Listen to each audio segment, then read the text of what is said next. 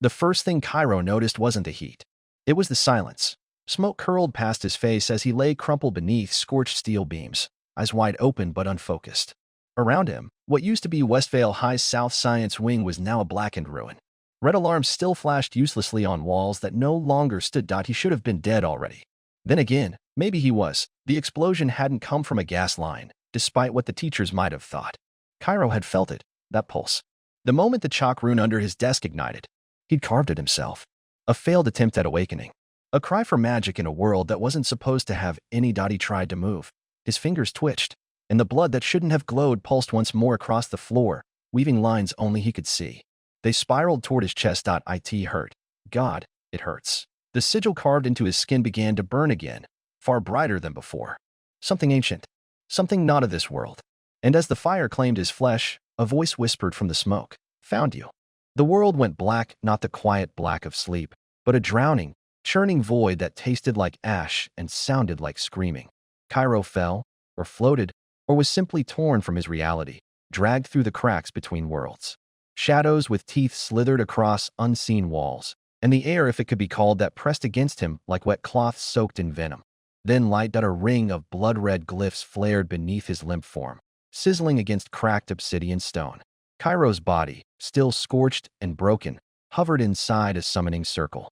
Around him stood 5 robed figures, faces hidden behind bone masks. One of them held a dagger carved from spine bone. Another began chanting, "Let the cursed soul bind.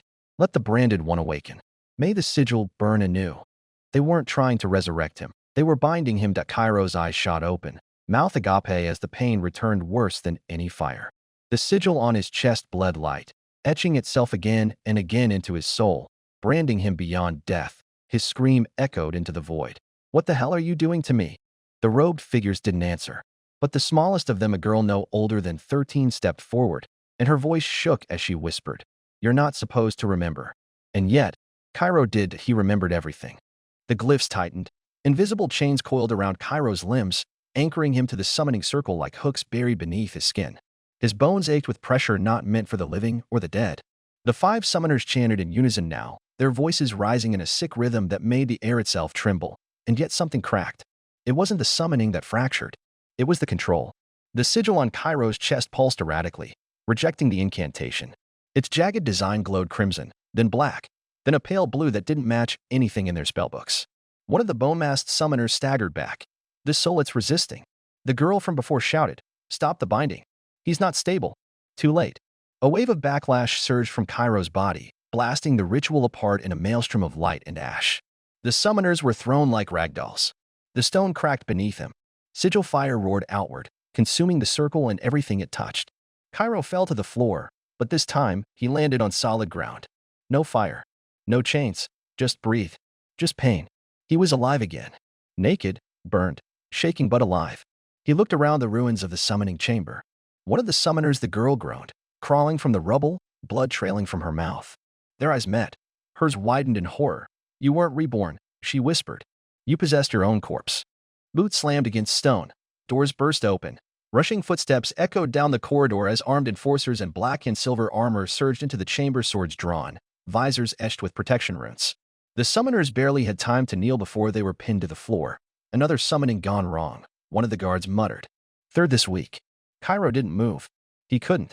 His muscles spasmed, mind fogged by heat, pain, and memory colliding in a migraine of wrongness. "Subject is awake," another barked, leveling a glowing lance at him. "You don't move." He tried to speak, but his voice cracked. "I'm not one of them." The girl tried to rise. "He's not supposed to be here. He wasn't part of the pact." "Silence," snapped a taller woman in armor, clearly in command. She eyed Kairo with suspicion, then turned to one of the mages flanking her. "Soul, trace him." A robed figure stepped forward, placed 2 fingers to Kairo's temple. The mage flinched. This one didn't cross over. He broke through. Gasps. The guards tensed. The commander muttered a curse. "Send him to Gravenveil. If he survives the first week, the headmaster will want a word." Before Kairo could speak, a needle jammed into his neck. Darkness bloomed. As the world faded, he heard only one word whispered by the girl's summoner. "I'm sorry." The scent hit first metal, mold, sweat, and something worse beneath it. Kairo blinked, awake to a flickering ceiling rune pulsing above a stone bed. Cold iron rings bolted to the walls. Cracks spidered across a floor scratched with claw marks. No windows. One door. He sat up slowly, body stiff, nerves still firing from phantom pain. The sigil on his chest was dim, almost dormant now, but it was still there, faintly glowing beneath his skin like an ember that refused to die. His clothes were not his. A gray tunic, frayed at the ends. Barefoot. No weapon. No mirror. The door clanked open. A boy about his age stood in the doorway, tall, pale, with red ink tattoos crawling up his neck like vines. His eyes flicked over Kairo like sizing up meat. You're the one they dragged in from Ritual Block C, huh? Kairo said nothing. You should be dead. Most first-years summoned from failed bindings don't even wake up. The boy stepped inside, tossing a crumpled parchment onto Kairo's lap. Welcome to Dorm 13. No one here lasts more than a semester. If you're smart, die quick. If you're lucky, they won't repurpose your corpse. Kairo glanced at the paper. Name: Enzo, Kairo origin. Unverified plain classification. Anomaly dorm assignment. 13 evaluation date. Week 1 trials at the bottom, scrawled in blood red ink. Potential. Unstable. Watch for demonic bleeds. The parchment crumpled in Kairo's fist. Unstable, he muttered. That's one way to say wrong world, wrong body, wrong everything. The boy in the doorway leaned against the wall, arms crossed. You'll want to keep that paper. It's the only proof you exist. Gravenveil doesn't log anomalies twice. Lose it, and you'll be marked as disposable. Kairo stood, legs shaky. And who the hell are you? Name's Varis. Dorm 13's top corpse in waiting. He grinned, but it didn't reach his eyes. I've died once already. You get used to it. Kairo froze. What? Varis tapped his chest. A thin scar glowed faintly beneath the tattoos. Resurrection standard for initiates. One-time deal. Cost them a demon heart, though. Don't expect a second. Before Kairo could respond, a deep bell echoed through the walls once, then again. The sound hit like a hammer against his skull, vibrating the sigil on his chest until it flared with pain. Varis winced. Morning bell. Trials begin at midday. You've got until then to read up and pretend you belong. Trials. You're marked for the week 1 evaluation. No way out. It's how the school sorts the trash from the fuel. Kairo narrowed his eyes. Fuel for what? Varis didn't answer. Instead, he tossed a small, leather-bound book onto the bed. Gravenveil Trials. Year 9423. Page 1. Survival through subjugation. Kairo flipped open the trial book. Its pages yellowed and smeared with ink that looked far too red to be old. Words scrawled in looping, archaic script twisted under his gaze, like they didn't want to be read or were reading him back. Welcome to Gravenveil. Your life is no longer your own. It is an investment. Failure is not punished. It is repurposed. All first years will undergo evaluation during week 1. Survive, and you may proceed to instructional arcane combat. Fail, and you will be rendered useful in other ways. He kept reading, jaw clenched tighter with each line. Trial I. Magical exposure. Students are exposed to raw demon flame. Endurance determines potential. Trial 2. Binding resistance. Summoned demons attempt to anchor themselves. Survivors gain resistance. Trial 3. Soul scouring. A direct assault on the candidate's core. Madness is common. Kairo closed the book slowly. This place is insane. Varis gave a dry chuckle. That's the idea. Gravenveil doesn't teach you magic. It breaks you until magic leaks in on its own. Most who survive the first year come out the other side more cursed than gifted. Kairo looked down at the glowing mark on his chest. Then what am I? Varis raised an eyebrow. Don't know. But if that sigil's what I think it is, he leaned closer. You weren't summoned to be a student. You were summoned to be a weapon. The second bell rang deeper than the first, like the groan of an ancient beast stirring beneath the stone. It echoed not just through the walls, but through Kairo's bones. Varis's expression hardened. Time's up. They'll be herding us to the atrium soon. Kairo followed him out into a narrow hall lit by flickering braziers, not firelight, but pale blue flame that hissed like it hated the air. Students gathered, most no older than 17, each dressed in the same gray uniform.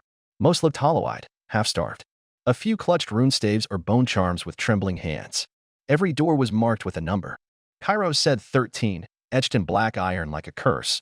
Stay close, Varis muttered. The hall monitors are already watching. They passed a pair of guards, not teachers, but wardens draped in warded cloaks, faces hidden behind chain masks. One of them turned slowly as Kairo passed, as if sniffing for something deeper than fear. The hall opened into a vast chamber, the central atrium. A towering statue of a headless figure loomed at the center, one arm raised to the ceiling, the other dragging a book made of stone and spine. Blood trickled from its empty neck. Above it, glowing runes formed words in the air. First-year trials commence. Rankings will be assigned. All incapacitated will be claimed. Kairo swallowed hard. Behind him, a scream rang out. Someone had just failed the lineup. The atrium floor cracked open with a grinding shriek, and steam hissed from below. Dozens of first-years stepped back, shielding their faces as heat surged upward. Then came the voice not spoken, but etched across their skulls. Trial 1. Magical exposure. Demon flame will be released. Do not beg for mercy. Mercy is for corpses. Slabs of obsidian rose from the floor, forming an arena of jagged platforms over a glowing pit. Flames licked the edges, not orange, but a sickly violet that seemed to whisper. Kairo barely had time to register it before the platform beneath him lurched. He was standing on a stone slab with 5 others, 2 girls, 3 boys. One was already vomiting from the heat. Another had dropped to his knees, clutching a prayer charm that cracked in his hands. Survive until the bell tolls, the voice vanished. And the fire came. It didn't spread. It lashed, like a living thing, coiling through the air toward their platform. One girl tried to conjure a shield too slow. The flame caught her leg. She screamed, flesh searing instantly, then collapsed. A clawed iron hook dropped from above and dragged her off the platform in one fluid motion. Kairo's body moved before he could think. The sigil on his chest flared, and for a moment, the flame parted around him like a river hitting stone. The others stared. What are you? The demon flame hissed like it knew it had been denied. It recoiled, swirling midair as if confused or angry. Kairo stumbled back, clutching his chest. The sigil wasn't just glowing, it was burning from the inside, veins around it turning black like ink spreading through glass. He screamed, not because of the flame, because of the sigil. The pain wasn't skin deep. It tore through his nerves like wire dragged through bone. He dropped to one knee, gasping, the fire ignoring him completely like it couldn't touch him while the sigil fed. Another blast of violet flame arced across the platform. One of the boys tried to run, jumped too soon. The slab shifted. He fell. No scream. Just a snap and a silence that felt colder than the fire was hot. The others huddled, desperate, casting warding sigils that fizzled against the heat. One girl clung to Kairo, eyes wide. What did you do? Why won't it burn you? I didn't do anything. He snapped. It's the markets, I don't control it. She reached toward the glowing sigil on his chest. Then let me, don't touch it. But it was too late. Her fingers brushed the edge of the mark and in an instant, she was thrown backward, screaming, her arm covered in seared runes she didn't have before. The fire paused again. Then it surged angrier this time. The trial wasn't over. And now, it was focused on him. The fire began to change. It no longer lashed out blindly. It slithered, coiling midair like a serpent with molten eyes, and every movement turned toward one point: Kairo. The others on the platform screamed for help, but no help came. The atrium echoed only with the crackle of cursed fire and the sound of retreating steps from other students who had passed or fled. There was no rescue team, no healers, no overseers, just the trial and the flame. Kairo tried to move, but the sigil flared again, burning across his chest and spine like branding irons. He could feel it not as pain now, but as hunger. The flame wanted him. Or worse, the thing inside him did. One of the remaining students, a boy with a sharpened bone shard as a weapon, screamed and ran toward the edge, leaping for a platform that hadn't fully risen that he missed. His body hit the side with a crack and slid down into the pit, vanishing in a violet fire. Point 2 left. The girl with the seared arm crawled to Kairo's side. You're drawing it. It's feeding on you. No, he muttered, sweat pouring from his face. It's testing me. Boom. A column of demon flame shot skyward from the pit, spiraling around Kairo like a cyclone, and the sigil didn't repel it. This time it answered, and Kairo screamed as the flame entered his mouth, eyes, and lungs, burning truth into his bones. The flames receded. Kairo collapsed onto the cracked platform, coughing up blackened blood that hissed against the stone.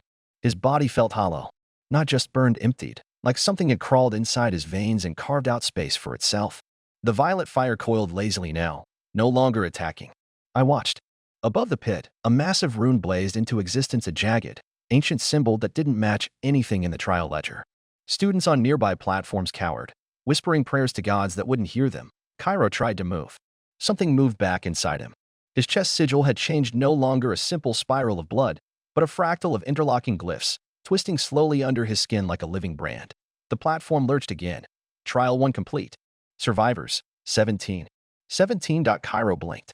He remembered seeing nearly 50 students at the atrium gates. More than half were gone.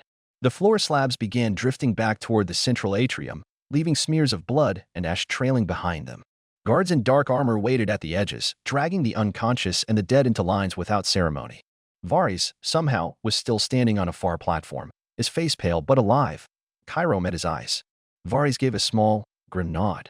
You lived. For now. Kairo tightened his fists. The burn in his veins pulsed like a second heartbeat. Something inside him was awake. And it was hungry. The moment Kairo's feet touched solid ground, rough hands seized him. Two armored enforcers, faces hidden by chain masks, dragged him into a line with the other survivors. No words. No congratulations. Only the clink of iron and the low murmur of containment spells humming through the floor. Around him, the students looked worse than corpses, burned, bleeding, some half catatonic. 17 left. Kairo scanned their faces. Some glared at him with hatred. Some couldn't even lift their heads. One girl wept silently, clutching a blackened charm that crumbled to dust between her fingers. A warden passed by, tapping each student's forehead with a glowing rod. Those who failed to react were marked, claimed. Those who flinched or stood firm were shoved into a different line, evaluated.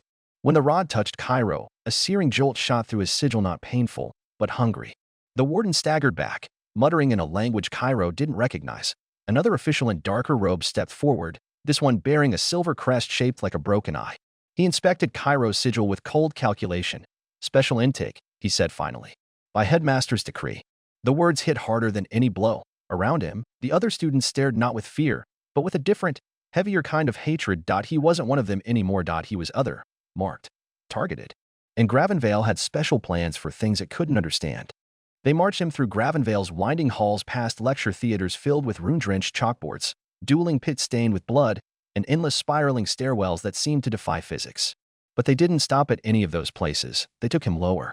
Downward, through stone corridors where the air grew colder and heavier, where the walls wept black water and the flickering rune torches burned green instead of gold.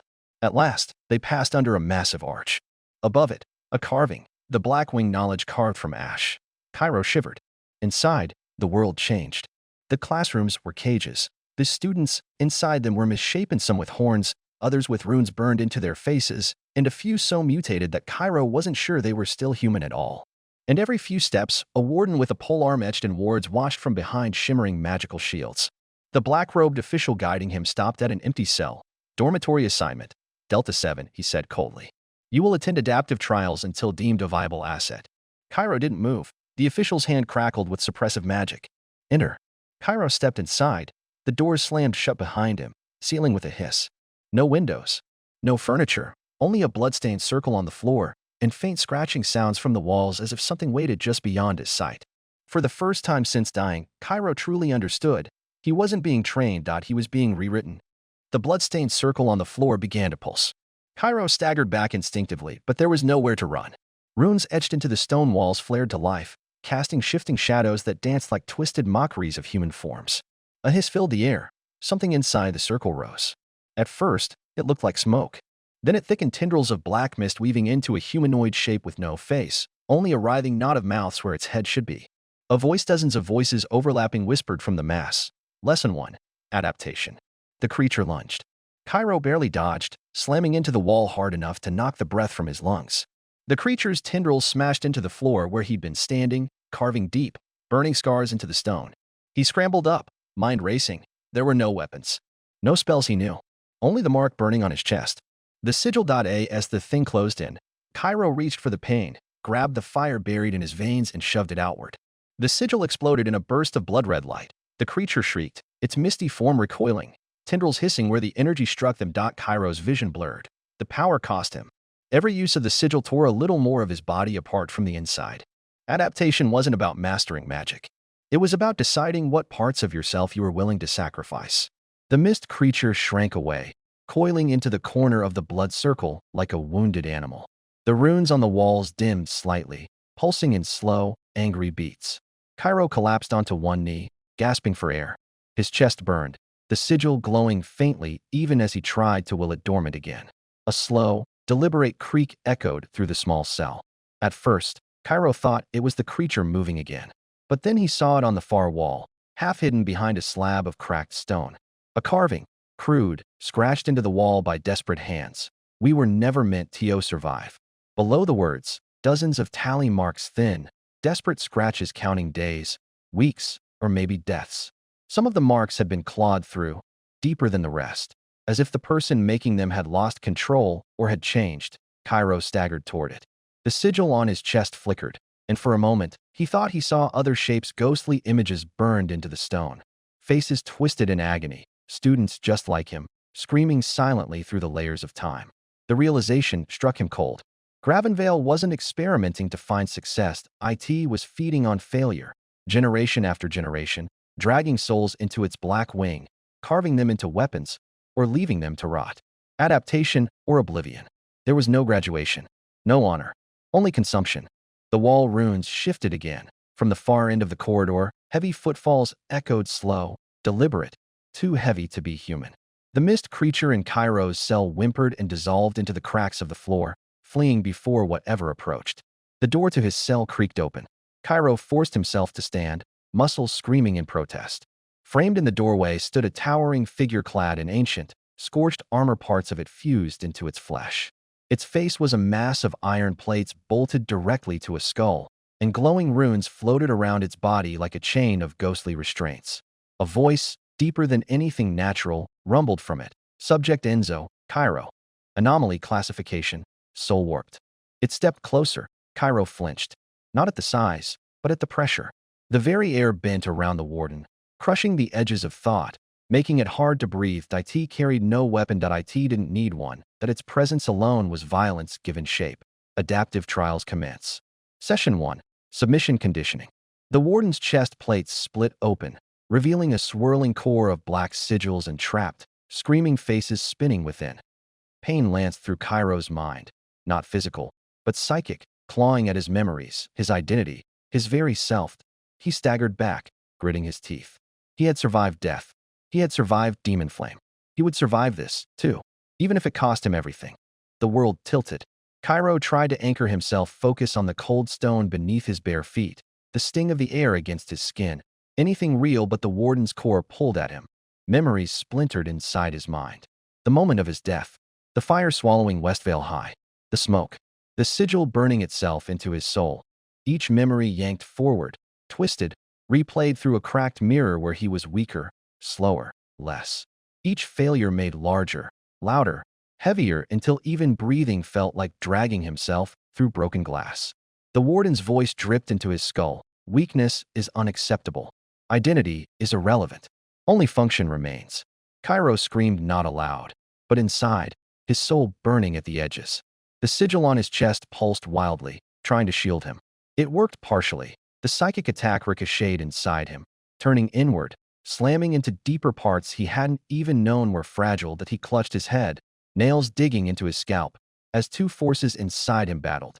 The sigil, desperate to adapt, his humanity, desperate to hold on. Somewhere between the fractures, a third thing stirred. Something colder, older, watching.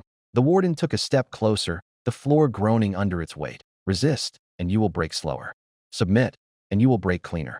Kairo's teeth bared in a snarl that I will not break. The sigil pulsed once, hard enough to shake the walls. The warden paused. For the first time, it seemed almost curious. The warden's chest plate slammed shut with a metallic roar. The psychic assault faded not because Kairo resisted it fully, but because the warden had chosen to end it.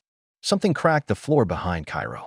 He turned just as a wall panel slid open and a black armored figure, human-sized but wrong in the joints, lunged at him with a bladed arm. Kairo barely dodged. The blade carved a deep groove where he'd been standing a heartbeat before. Sparks flared, and the stone floor bled black mist out a training opponent. Or rather a culling tool disguised as one. Kairo had no weapon, no shield.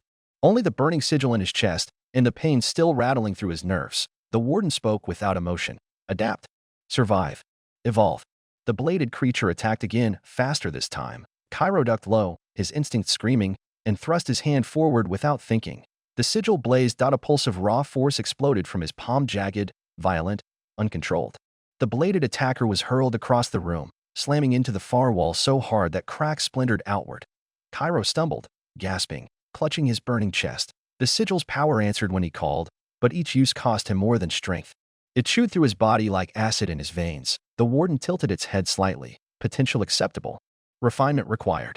Another panel opened. Two more bladed creatures stepped out, faster, sharper, smarter. The real lesson had just begun. Gravenveil didn't train survivors. It forged monsters. The second wave came harder. Two bladed figures moved in tandem, one high, one low, their attacks coordinated like wolves circling prey. Kairo barely deflected the first strike, twisting his body to avoid the second. But not without cost. A shallow cut tore across his forearm, blood welled instantly, hissing where it touched the air. The warden watched silently from the far wall, its runes shifting, recording every weakness. Kairo panted, muscles trembling. Another blast of raw sigil force was possible, but not fast enough. He'd leave himself open. He'd die. Think. The sigil on his chest pulsed again, but it wasn't wild this time. It whispered. Not in words. In instinct. A different flow of energy. Not outward. Inward. Kairo gritted his teeth and followed the pull. Instead of firing the energy, he compressed it, drew it inward, feeding it into his muscles, his bones. The pain was immediate. A burning sensation like molten chains wrapping his spine. But when the next attacker lunged, Kairo moved faster than before, almost a blur. He caught the blade arm mid-swing and snapped it at the joint with a sickening crunch. The other creature hesitated. Kairo didn't. He closed the distance in 2 steps, slammed a glowing fist into its chest, and shattered it into mist and fragments of bone. Silence. Even the warden tilted its head, as if considering something new. Kairo stood in the center of the ruined cell, blood dripping from his fingers, eyes wild. The sigil throbbed inside him like a second heart. Adapt or die. He had chosen. The last echoes of battle faded into a heavy, unnatural silence. Kairo stood alone, chest heaving, sweat and blood painting him in streaks of crimson. The sigil on his chest dimmed slightly, not dormant, but waiting. Across the room, the warden stirred. For the first time since Kairo's arrival, it moved not to attack, not to test, but to speak. The iron mask shifted, plates grinding against one another. Subject Enzo, Kairo. Evaluation. Survival confirmed. Adaptive threshold exceeded baseline parameters. Kairo didn't answer. Couldn't. His body felt like it was stitched together with glass and fire. The warden took a heavy step closer, the air warping around it. Initiating offer protocol. Offer. From behind its back, the warden produced a small, black box etched with faint, twitching runes. It placed the box carefully at Kairo's feet, like setting down an altar sacrifice. You have demonstrated deviation potential. Containment is inefficient. Conversion preferable. Kairo's cracked lips finally moved. What conversion? The warden's voice vibrated through his bones. Acceptance of the Black Accord. Abandon your former designations. Become faculty. Faculty. Not a student. Not a survivor. Not a tool. Something else. The black box pulsed once with dark light, as if sensing his hesitation. Behind the warden, deeper into the black wing's endless halls, Kairo heard it. The distant, agonized screams of others still trapped in trials far worse than his own. Acceptance meant survival. Rejection meant. Kairo clenched his fists. Freedom at what cost? Kairo stared at the box. It pulsed. A slow, steady rhythm like a heartbeat, but wrong. Off. The runes etched along its edges shimmered with oily black light, writhing into new shapes the longer he looked. Behind him, the warden waited. Acceptance grants immunity. Instruction. Power. Rejection returns you to trial queue. Kairo didn't move. He wasn't afraid of more trials. He was afraid of what the box would take. Of what it would turn him into. From the moment he arrived at Gravenveil, he had been nothing but a subject, an experiment. First the summoners, then the flames, now this offer. Wrapped in the illusion of choice, his gaze shifted downward, to the faintly glowing sigil on his chest. It pulsed not with pain now, but with conflict, as if it too could sense the decision. As if it remembered others who had stood at this same line and vanished. He reached out. His fingers hovered over the lid. The box opened on its own. Inside, a single fragment of metal, ancient, cracked, humming with power. It bore the same mark as his sigil. It was part of him. His chest ached. His hand trembled. The warden's voice rumbled again. Choose. Kairo clenched his fist. Power. Freedom. Survival. Humanity. He had no answers. But he had a truth. He looked up at the warden and said, not yet. The box snapped shut. The runes along its surface hissed. Not in anger, but in recognition. The warden did not speak. Instead, it turned away, one massive footstep echoing through the chamber. A second step, then it stopped. Without turning, the warden said only, non-compliance logged. Adjustment will follow. The door behind Kairo creaked open. 2 enforcers entered. Faceless, smaller than the warden, but colder somehow. One carried a branding tool wreathed in spellfire. Kairo backed up instinctively. Adjustment? He thought refusing would return him to the regular trials. He was wrong. The enforcer seized him. He fought. Hard. But his strength was gone, drained by battle, by pain, by the box. They forced him to his knees. The other enforcer raised the brand. Runes along the handle locked into place with a soft chime. Too gentle for what followed. Hiss. The searing pain tore through his shoulder as the brand sank into his flesh. Just below the collarbone. A new mark, different from the sigil. Not earned, imposed, marked, contained. The pain didn't end. It stayed. A curse fused to his nervous system. A tether. As the enforcers left and the door slammed behind them, Kairo collapsed against the wall, body shaking. He hadn't chosen power, so they'd chosen control. And for the first time since arriving, he wasn't sure he could win. He lay on the cold stone floor, arm trembling where the brand still smoked. The sigil on his chest had dimmed, not from fear, but from stillness. Not yet. His own words echoed in his mind. He hadn't rejected the offer. Not completely, but he hadn't accepted it either. And now, Gravenveil has changed its approach. Kairo tilted his head back against the wall and stared at the ceiling, cracked stone, glowing containment runes, and a faint hum of magic constantly pressing inward. The walls felt closer now. The air is tighter. He closed his eyes, not to sleep. That wasn't possible here, but to focus, to listen. Inside the silence, he heard something.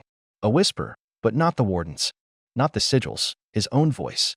Buried deep, remembering who he was. You were meant to break. You didn't. Not yet. The sigil stirred.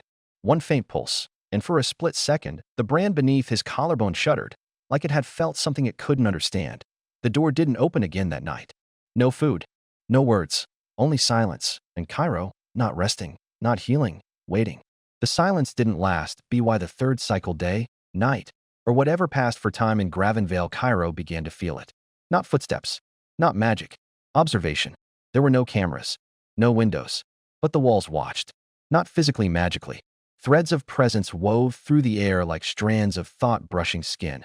Every breath he took, every twitch, logged, cataloged, judged. The brand under his collarbone still burned faintly, not from pain anymore, but from connection. A hook, a leash. That he didn't touch it. He didn't need to. He could feel it pulling at something deeper than flesh. The sigil on his chest hadn't reacted since the branding that IT had withdrawn. Gone quiet, like it was waiting for him to choose something it couldn't. Kairo stood in the middle of the room, his bare feet echoing against stone. There was no food slot, no furniture, just a rune-scarred cell and an ever-watching silence. He breathed slowly, deliberately, and for the first time, he spoke to the cell. I know you're watching. No response, but you should know something else. He tilted his head slightly. I'm watching you too. Just for a second, a blink, the containment runes above him flickered, and Kairo smiled. Not big, not mad, just enough to mean, we're not done. Kairo began with the corners. Literally, he pressed his hand against each edge of the cell, not with power, not with intent, just pressure. Just enough to disturb the rune flow. The glowing containment glyphs pulsed in rhythm with the ward system, but they had gaps. Breathing moments. He whispered to the brand beneath his collarbone. You're not in charge. You're just a label. It flared in response, a spike of heat through his nervous system. But that was good. IT meant it could feel doubt. The room remained unchanged. No alarms, no response, until he sat back down in the center and moved the sigil. Just a little. A pulse inward, not outward. Testing if it could still compress power like before. And it did. Not easily. Not cleanly. But it responded. A slow, sluggish throb of blood-colored light crawled down his right arm. He clenched his fist, watching his veins pulse with foreign heat. Still here. The cell lights flickered again, barely. But it wasn't random this time. The watchers were reacting. He grinned. Now we're talking. Then he stood up, walked to the wall where the tally marks had been carved before, long since cleaned, and dragged one single line with his nail across the stone. It didn't glow, but it echoed, and somewhere, far deeper in the black wing, something responded. The scratch he left on the wall didn't vanish. It lingered, faint, almost invisible to the eye, but loud to the wrong kind of magic. Kairo felt it pulsing faintly against his back like the echo of a thought left unfinished. That night, the watchers changed tactics. There was no warden, no trial, just a voice. It came from nowhere, not through sound, but through thought. A whisper that slid between the cracks of his mind like a knife wrapped in silk. You're not the first, little fracture. Kairo snapped upright, back to the wall. His sigil sparked once, dim red light pulsing through his chest. Who are you? He said aloud. No answer. The whisper continued. But maybe you'll last longer. The others screamed. You? You scratch. He scanned the room, trying to locate the source, but there was nothing. No shadows moving. No spell signatures. They sent you here to be broken, didn't they? They always do. Kairo's fists clenched. Show yourself. A soft chuckle brushed the inside of his skull. Later. The light above him pulsed once in time with the brand beneath his collarbone. But for the first time since receiving it, the pain wasn't hot. It was cold. Something else had found him. And it wasn't part of Gravenveil's design. Kairo didn't sleep. The whisper haunted the corners of his mind, curling around his thoughts like smoke. It didn't return, but its presence had left something behind, a trail, not a sound, not a mark, but a direction. He stood near the cell's west wall, the one with the clean rune lines, no flaws, no cracks, except one. The moment he pressed his palm flat against the stone, his sigil pulsed once. Faint, but clear. The rune beneath his hand flickered, a seam, thin as breath, ran from floor to ceiling. This wasn't part of the cell. He focused, not to use power, but to compress it again, internal, silent, like before. His bones ached in protest, but the sigil responded. His veins lit faintly, and with one slow, deliberate push, clicked. A thin, vertical line split down the wall. A door, no hinges, no key, just a shift in the magic that held it shut. It slid aside with the sound of grinding dust. Beyond it, a narrow, lightless passage, carved in stone far older than the cell around it. The walls were etched not with glyphs, but with scratches, hand-dug markings, desperate, and RAW.AT his feet. He saw it, a boot print. Recent. Human. Someone else had been here, and they hadn't gone back. The corridor closed behind him, not with a slam, but a seal. Silent. Final. The kind of shut that meant, if you go forward, you don't go back the same. Kairo stood in darkness. His sigil lit faintly under his tunic, casting red glimmers across the rough-hewn walls. No runes. No polish. This wasn't a place Gravenveil had built. It was burrowed. By hand. By claw. By magic too unstable to register on the surface. Every few steps, he passed more marks, not just scratches or footprints now, but symbols. Some he didn't recognize. Others made his blood feel colder just looking at them. Faces. Eyes. Hands reaching through circles. He walked slower. Carefully, the path narrowed, then widened into what looked like a forgotten storage chamber. Broken tools, fragments of robes, shattered magical charms littered the floor. On the far wall, scrawled and smeared, faded ink. We failed. But the path stays open. Below it, another phrase, carved, not written. Only the unbroken can pass. Kairo stared at the words, heart pounding. He wasn't alone. Not here. Not in this place between places. A sound echoed down the tunnel behind him, soft, rhythmic, like breathing through water. He turned. Nothing there. But the sigil on his chest was glowing again. Not in warning. In recognition. The breath came again. Wheezing. Wet. Not close, but not far either. Kairo moved slowly, every step deliberate. His bare feet made no sound on the worn stone, but he knew better than to think he was the only one listening. Around the corner, a faint glow pulsed, not like fire, not like a rune. It came from beneath the skin. Kairo stepped into a hollowed-out chamber. What he saw made him freeze. A man, or what had once been one, crouched in the center. He was shirtless, ribs visible beneath pallid skin, but his body pulsed with thread-thin veins of glowing magic, like broken circuits refusing to die. His eyes were wide and blind, glowing dimly with sigil burn. His mouth hung open, breathing raggedly, but no sound came. Carved into his skin, not tattooed, but self-etched, were the same symbols Kairo had seen earlier. Eyes, mouths, doors. Kairo didn't move. The man hadn't noticed him, or hadn't reacted yet. Then suddenly, the man snapped his head toward him, and spoke. But it wasn't a word. It wasn't even a sound. It was a pulse, a wave of memory, not his own, crashing into Kairo's mind. Trial. Fire. Escape. Loss. Failure. Again. Again. Again. The man stepped forward. One hand raised, not in greeting. In instinct. In attack. The sigil on Kairo's chest responded instantly, flaring red. He didn't want to fight, but he didn't have a choice. The memory pulse hit like a wave, hot, jagged, full of pain that wasn't Kairo's. Fire. Chains. A door that never opened. The survivor's mind was a shattered mirror, and Kairo had just looked too closely. The figure moved. Not a lunge. A snarl. He launched forward with speed that didn't belong in a broken body. Nails like chipped obsidian scraped the stone floor as he searched. His mouth opened wide. No words, just a scream warped by years of silence and suffering. Kairo reacted on instinct. His sigil flared. Red light arced across his arm just in time to block a strike that would have torn open his throat.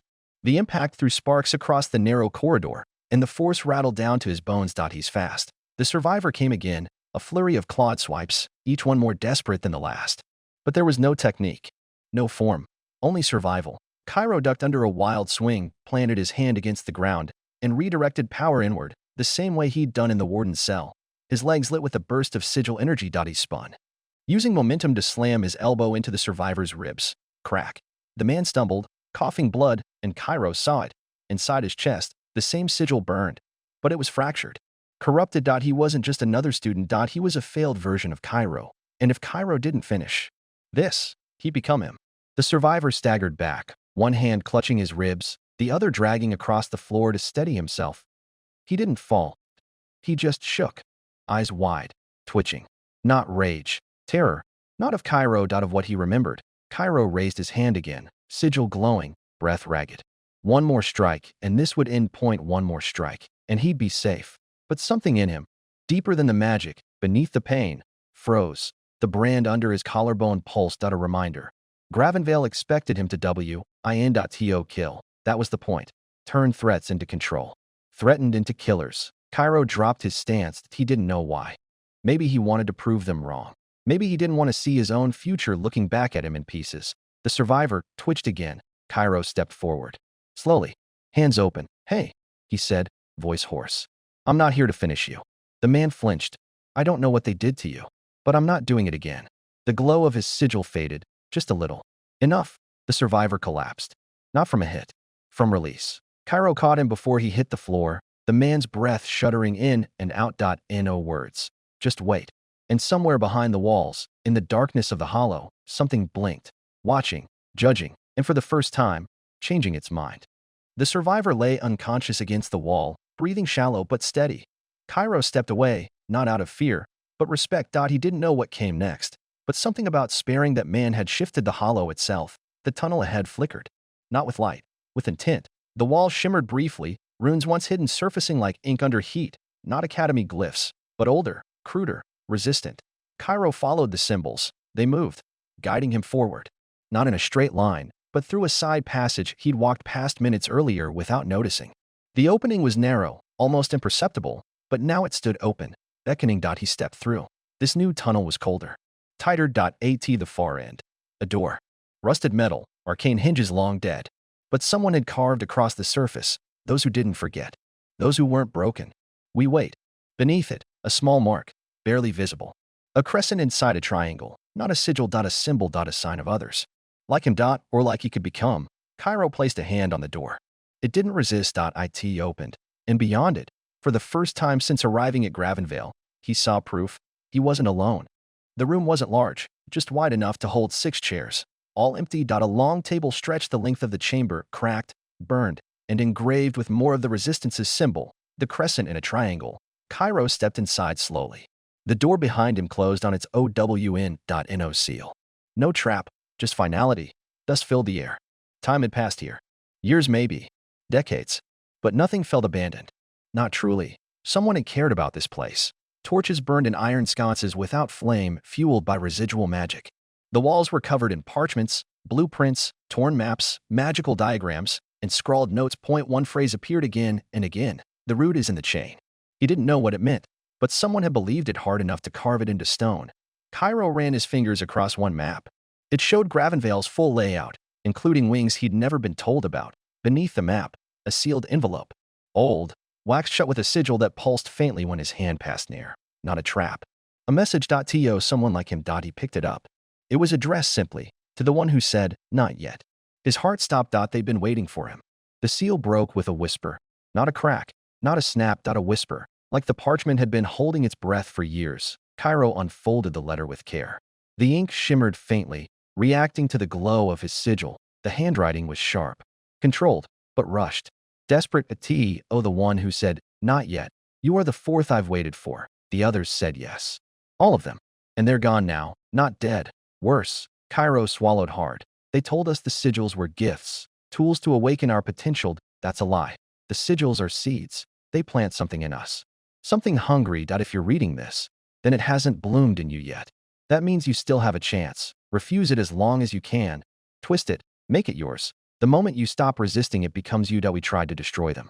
We failed, but the root is in the chain.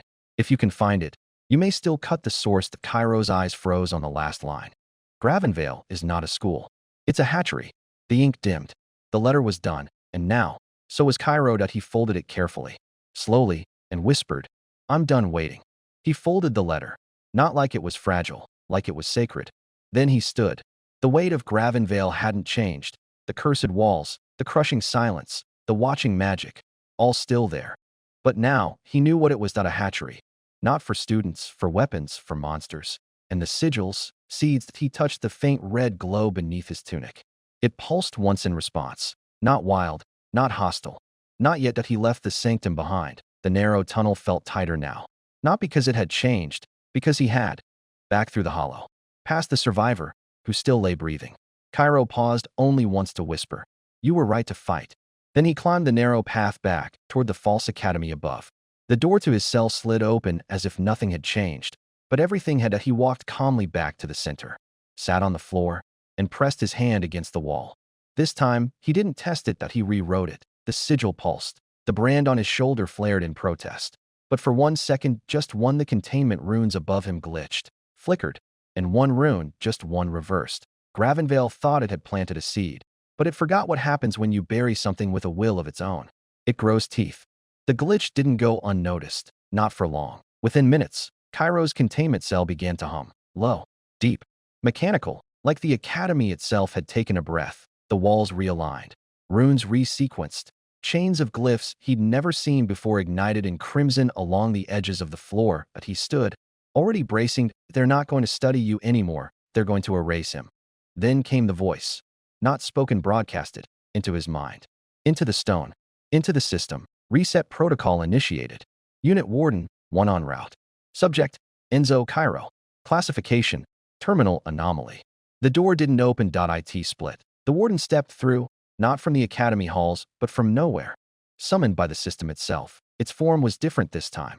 Heavier, reinforced. The rune chains around its body pulsed with red-black magic. Its faceplate bore a new symbol, the same one that marked Kairo's brand. The warden's voice didn't thunder. It whispered, "Deviants do not adapt. They are excised." Kairo's sigil blazed in response. Not defensive, predatory. His blood didn't feel like blood anymore. It felt like red light sharpening into edges. He exhaled once and spoke. "Then let's see if the scalpel can bleed." The warden moved first.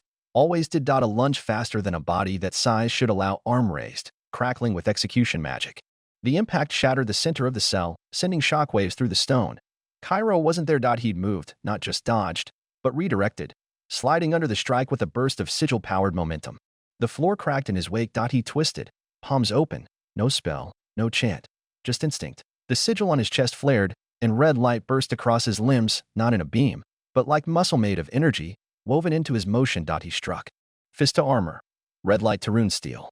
The warden reeled, not from damage, but from the feedback. His power didn't bounce off. It sank in. The warden recalibrated, stabilizers hissing, anomaly adapting beyond containment thresholds, adjusting kill profile.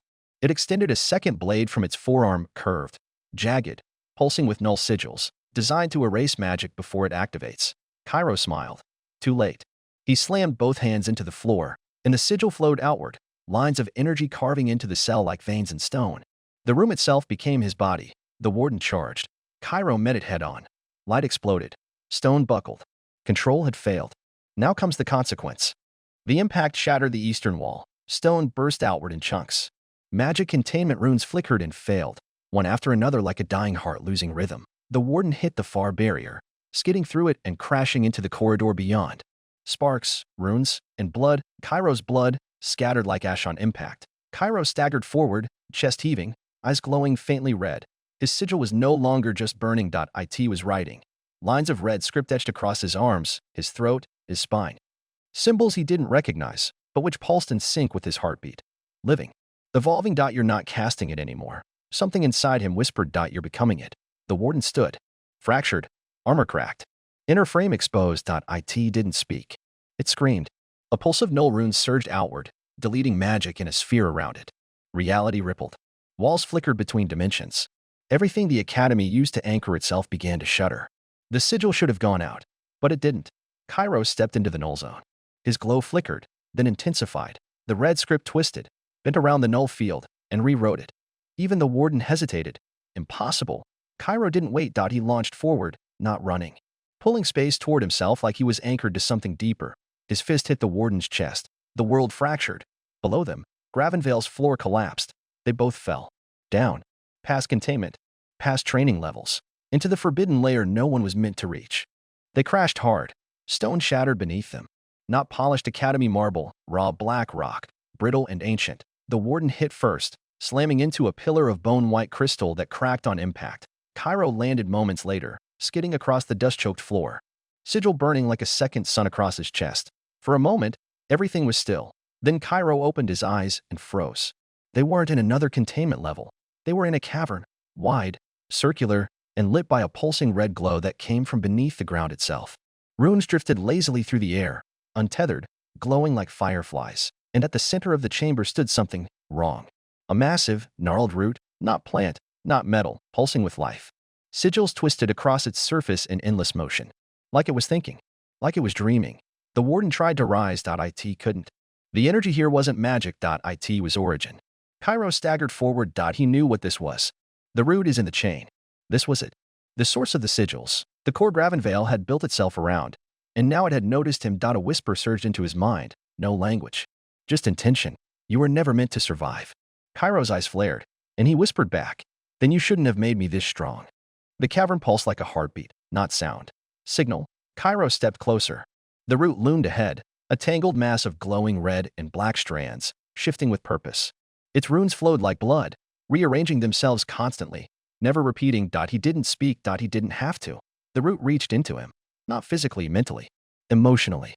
Like it peeled open his thoughts, memories, fears, and ran fingers of concept through them. Child, breaker, deviation. The words weren't heard. They were injected, like being spoken to in his bones. Kairo clenched his fists. What are you? The response wasn't a word. It was a life. Vision surged into his mind. A world before Gravenveil. The birth of the sigils, not as tools, but as filters, meant to rewrite unstable beings into perfect forms. People, students, soldiers consumed. Rewritten, erased. You were never meant to remain you, the root whispered. You were a shell. A vessel. Nothing more. Kairo's sigil flared violently, and for the first time, it resisted the root. Backlash cracked the stone around him. The runes around the root shivered. You messed up, Kairo growled, stepping forward. You gave the wrong person your seed. The root pulsed again. A pause. Almost, intrigued. Then bloom, little aberration, and the walls began to close. The world flickered. Stone. Sigils. Root. Gone. Kairo blinked and opened his eyes to a different life. He stood tall, armored in polished red-gray plating marked with the warden's insignia. A full command sigil glowed across his chest, no longer burning, but calm, controlled. Beneath him, rows of students bowed in silence. Fearful. Empty. The root's voice echoed inside his skull. This is you, the way you were meant to be. Efficient. Unbroken. Obedient. Kairo stepped back. This isn't real. But his body moved without him, turning, nodding to the subordinates, enforcing orders. One student raised their eyes, and he struck them down. You are a system now, the root whispered, and the system survives. The scene shattered and reformed. Now he stood over a burning village. Sigils floated through the ash, embedding themselves in screaming survivors. This one turned early, the root murmured. You embraced the gift. You became the harbinger. Kairo gritted his teeth, fist shaking. This isn't me. No, the root said. But it could have been. Still can. The world flickered again. He stood alone in the dark. No fire. No armor. No resistance. Just a mirror. And in it, himself, unchanged, but slowly flickering between the others. And behind him, the root's voice. All I need is one moment of surrender. Kairo's sigil sparked. Red. But not the root's red. His own. The mirror stares back, flickering, warden, harbinger, killer. Each version of himself is truer than the last. More efficient, more powerful, more useful. The root. The system. But not to him. Kairo stood still. The voice coiled around him like a serpent made of silk. Let go, and we'll end the suffering. The weight. The uncertainty. You were built for purpose, not resistance. He didn't answer. Instead, he lifted his hand and reached toward the mirror. The reflection flickered, expecting compliance. But Kairo didn't touch the glass. He clenched his fist and punched it. The mirror shattered, exploding outward in shards of red light and warped sigil script. The illusion rippled, the scene bending around him like glass in heat. Stop, the root demanded, its voice tightening. You were meant to align. Maybe, Kairo growled, but I didn't. The red glow around his body burned hotter. His sigil, not the root's, sparking with rejection. Memories surged, not theirs. His. The first time he refused the offer, the way the branding iron shook in his flesh. The face of the survivor he spared. He roared, arms outstretched, forcing the illusion to break by remembering what he wouldn't become. The void cracked. The root screamed. Reality snapped back like a slingshot. Stone. Dust. Cavern. Kairo stood, panting, knees nearly buckling but whole. The root pulsed once, slower now. As if, uncertain. And for the first time, It said nothing. The cavern's silence wasn't peace. It was shock. The root pulsed slower now, not dimmer, just cautious. Its runes no longer swirled freely. They drifted like blood in still water. Kairo staggered upright, chest heaving. His sigil buzzed like a live wire across his sternum, still thrumming from the backlash of rejecting the illusion. But he wasn't done. Not nearly. He scanned the walls. And there, carved into the base of the chamber, barely visible beneath years of magical overgrowth, he saw them. Anchor glyphs. 6 of them. Old. Primitive. Predating the root's surface runes. These weren't meant to instruct it. They were made to hold it here. Chains. And chains could be broken. You touch them, the root warned, and you condemn this place. Everyone in it. Kairo smiled grimly. Maybe that's the point. He reached the first glyph. It vibrated under his palm, not in resistance, but in recognition. His sigil interfaced instantly, overlapping like a circuit junction. Light flared, red and white. Then crack. The first glyph broke. The root's pulse stumbled. Far above, somewhere in the academy, something groaned. A chain rune disconnected. A barrier failed. Kairo turned to the second. You locked me up, he muttered, so I could never find this. He slammed his palm down. Crack. The root roared. And Kairo, for the first time, roared back. The second glyph shattered, a burst of white-red light flashing through the floor like a nerve snapping in a dying beast. The root screamed. Not aloud. Everything. The walls groaned. The ceiling cracked. The runes on the cavern walls turned black. You break the anchors, it howled. You unmake the seal. This chamber will not survive you. Kairo backed toward the third glyph, sweat on his brow, his chest rising and falling like a war drum. Then you better bring it down fast, he spat. Because I'm not stopping. The ground split behind him. Rubble crashed down from above. The root coiled, tearing its own limbs from the walls. Not to flee, but to collapse everything. A tantrum written in stone and gravity. Massive chunks of the ceiling thundered downward, crushing what remained of the warden's broken body. Kairo dove, barely avoiding a jagged pillar of crystal slamming into the glyph beside him. His shoulder slammed into the stone. The glyph flickered, faded, but didn't break. Not yet. He raised his hand, planted it firmly. The sigil on his chest screamed. Crack. The third glyph shattered. The root shrieked. The cavern floor started to give way. And through the chaos, smoke, light, and falling stone, Kairo's voice cut through like a blade. You don't bury me. You unleash me. The floor vanished beneath him. There was no time to jump, no ledge to catch. Only the fall. Kairo dropped through smoke and sigil-lit dust, wind howling past his ears like whispered warnings from 1,000 dead tongues. The cavern above, the root, disappeared into shadow. Then silence. He didn't scream. He reached his sigil pulsed, forming a protective shell of glowing energy just as he hit. Stone cracked.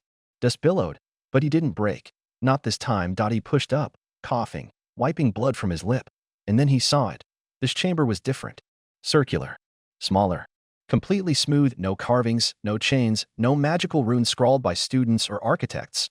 Just one thing. At the center. A body sitting upright, cross-legged, untouched by time. It wasn't rotting. It wasn't alive. But it was glowing. A red sigil, larger than his, older, deeper, burned across its chest. Lines of script spread from the mark across the stone floor like roots, coiling in every direction. Kairo stepped forward, breath caught in his throat. The moment he crossed the circle of light surrounding the figure, he felt it. Awareness. The body was dead, but its will was not. And it had been waiting. He stepped closer. The body didn't move. Didn't breathe. But the air around it responded, shimmering like heat over fire, heavy with memory. The sigil on its chest burned a deeper red than Kairo's own. Kairo reached out, slowly, hesitantly, and placed his palm against the mark. It was like touching a star. Everything went white. There was no floor. No walls. No time. Just flashes. A boy, bound to stone, screaming. As runes are carved into his skin by hands he trusted. A council of robed mages arguing in shadow. He survived it. That makes him the prototype. The sigil, not drawn, but ripped from the boy's soul like marrow from bone, then burned into steel. Gravenveil, not as it is, but as it was, a lab, a forge, a weapons cradle. Others chained. Others failing. Dying. Asterisk in one final image. The first bearer, fleeing, bleeding, hunted, choosing death beneath the foundation to die with the truth rather than let the sigil be perfected. The light collapsed. Kairo gasped, falling backward. His hand burned, not in pain, but in resonance. His sigil had changed. New lines appeared around it. Deeper, sharper, not corrupted. Upgraded. And carved into the wall behind the first bearer, barely visible now through ash and root veins. We weren't chosen. We were taken. Kairo stood slowly. The glow around him had changed. His sigil pulsed not with rage, but with clarity. The lines that now encircled it hummed with memory, with the first bearer's will, with something ancient that didn't belong to the system anymore. It belonged to him. He turned toward the walls of the chamber. No exit. No stairs. So he made one. He raised his hand. The upgraded sigil flared, and the stone beneath his feet bent. Runes rearranged themselves like metal pulled by magnetism. Debris from the collapse above twisted midair, forming a jagged, spiraling path upward, a staircase of broken rules and shattered ceilings. Gravenveil felt it. The very academy shuddered. Sirens that hadn't activated in centuries wailed. Wards ignited. Doors sealed. Emergency glyphs scrawled themselves across walls faster than the eyes could follow. And still, Kairo climbed. Every step hurt. Every breath scraped. But he climbed. Because he'd seen the truth. And truth was heavier than magic. As he neared the breach above, a projection, system-born, cold, calculated, flickered into existence across the wall like a warning label. Subject Enzo, Kairo. Status, uncontained. Integrity threat. Maximum, primary directive, destroy before integration. Kairo stepped through the last veil of dust and light and looked up into a room full of armed warden units waiting for him. His sigil flared. Too late. The room flared to life. 6 warden units stood in formation, armored, runes sealed, weapons drawn. Each one bore null sigils across their frames, meant to disrupt magic before it formed. But Kairo didn't cast. He commanded. His foot hit the stone floor. The upgraded sigil on his chest pulsed outward, and every rune in the room twitched. The wardens didn't move. They hesitated. Recognition glitch detected. Unidentified sigil variant. Command hierarchy. Compromised. The one in front stepped forward. Anomaly. Stand down, and Kairo raised his hand and ripped the command glyph off its chest mid-sentence. With thought, the warden dropped like a deactivated puppet, crashing hard into the stone. The others advanced, but not fast enough. Kairo moved like the floor obeyed him, sigil lines lighting up wherever he stepped, rerouting energy. Snapping glyphs in half with precision. The walls responded too, one sealing off the exit behind him. Another unleashing a blast of red force that folded 2 wardens into each other mid-charge. He wasn't fighting magic. He was fighting with the code behind it. 1 warden lunged with a null blade. Kairo twisted, caught the wrist, and overwrote the rune etched into the blade with a first bearer glyph. It detonated on impact, a clean burst of red fire and silence. Only 1 warden remained. Kairo turned, eyes glowing. It backed up and ran. The last warden fled. Kairo didn't chase. He didn't have to. The academy was already awake, alarms howling, glyphs sparking, emergency seals locking into place. Every level, every room, and every surviving student, warden, instructor, and system node could feel it. Something was moving toward the center, something that wasn't supposed to exist, not anymore. Kairo stepped through the shattered doorway and entered the central spine of Gravenveil, a spiraling atrium of floating walkways, magic elevators, and suspended classrooms hanging in vertical orbit.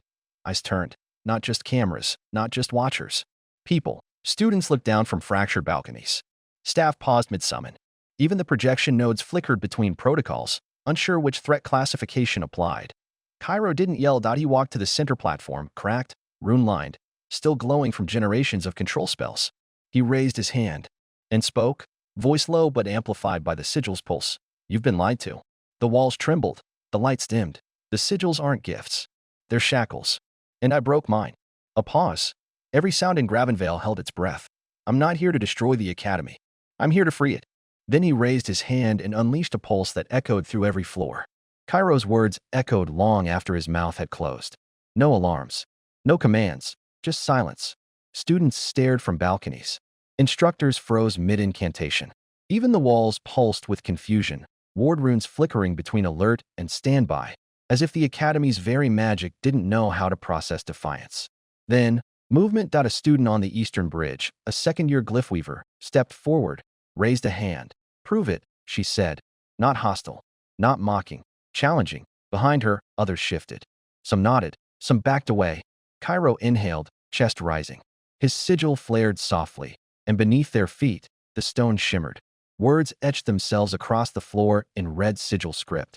The root is in the chain. A ripple of recognition. Some students gasped. A few looked sick. Then the split began. 2 instructors on the upper platform began casting containment spells. Others stood still, eyes darting, unsure. You're endangering all of us, one of them called. No, Kairo replied. I'm showing you the door they built into your backs. Dozens of eyes turned to the glowing glyph on his chest. It wasn't just pulsing anymore. It was answering them. Gravenveil did what it always did under pressure. It tightened. Doors sealed. Pathways shifted. Scrying fields went dark. And still, it wasn't enough. Kairo moved fast, aided by students who had nothing to lose and everything to question. One had seen their glyphs mutate after a failed exam. Another had been branded twice, the second time without consent. A third had a sister who disappeared during recalibration. They called themselves nothing. But they followed him. We're not rebels, Kairo told them. We're survivors learning to speak louder. They met in abandoned maintenance corridors, sealed off elemental chambers, and beneath the illusion training halls no one monitored anymore. The sigil glowed differently now, not just on Kairo's chest, but in the hands of those who touched the first bearer's map. He recovered a map that showed more than floors. It showed lines, runes burned into the academy skeleton. The power grid. The control layer. The core sanctum. That's where the root truly lived, and where the system still believed it ruled alone. We take the core, Kairo said, and we break the last chain. Around him, a dozen quiet nods, and the red marks on their hands began to glow. It began with silence, then static, then screaming. Across the academy's eastern wing, the old alchemy halls, containment glyphs detonated like timed charges.